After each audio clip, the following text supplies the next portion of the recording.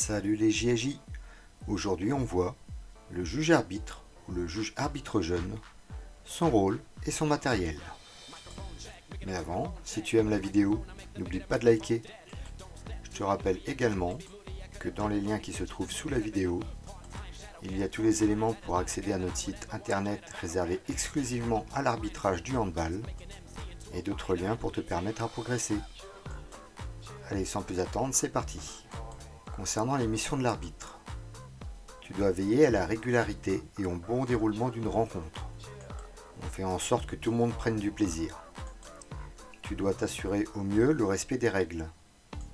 Pour t'aider, je te rappelle que tu as le livret d'arbitrage et également le livret d'apprentissage du juge arbitre jeune où tu trouveras plus d'illustrations que dans le livret d'arbitrage. Tu dois assurer l'équité et la sécurité des joueurs. Tu dois sanctionner les fautifs. C'est le sentiment naturel que tu as en toi, entre le juste et l'injuste. Pour terminer, tu dois être d'une neutralité absolue en chaque circonstance.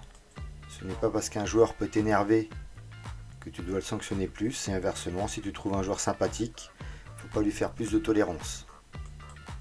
Et donc une règle primordiale pour l'arbitre, tu dois protéger le jeu et protéger le joueur. Tu protèges le jeu en laissant les actions aller jusqu'au bout, sauf si tu constates une faute, et tu protèges le joueur en utilisant les sanctions sportives ou la sanction disciplinaire. Concernant les sanctions, ne t'inquiète pas, il y a d'autres vidéos qui t'expliquent exactement ce que c'est. Concernant le matériel de l'arbitre, on essaye de porter un short avec des poches, c'est mieux pour mettre les cartons, et ça évite qu'on les mette dans les chaussettes. Surtout, pas de survêtement. Concernant la tenue, nous avons le maillot d'arbitre, le short, les chaussures. D'ailleurs, il est indiqué dans le livret d'arbitrage que la tenue grise est principalement destinée aux arbitres. Mais il faut faire attention, bien indiqué destiné et non réservé. Tu as des équipes donc qui jouent en gris.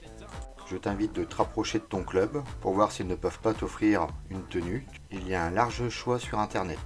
Nous avons ensuite le sifflet, donc il vaut mieux prendre un sifflet Fox sans billes. Ça te permettra de faire une meilleure modulation des coups de sifflet. On n'oublie pas la montre. L'arbitre est le seul responsable du temps. On continue avec les cartons de marque pour noter les scores et les sanctions. On pense à prendre un crayon, de préférence stylo bille, le crayon de papier pouvant être effacé plus facilement. On se procure également un jeton de couleur pour effectuer le tirage au sort. Et on n'oublie pas les cartons, le carton d'avertissement, le jaune, le carton de disqualification, le rouge, et le carton bleu pour indiquer la rédaction d'un rapport suite à la disqualification. Ça y est, tu as tous les éléments pour savoir ce que tu dois faire lors d'un match et avoir le bon matériel pour être dans les meilleures conditions pour arbitrer. Allez, à toi de jouer.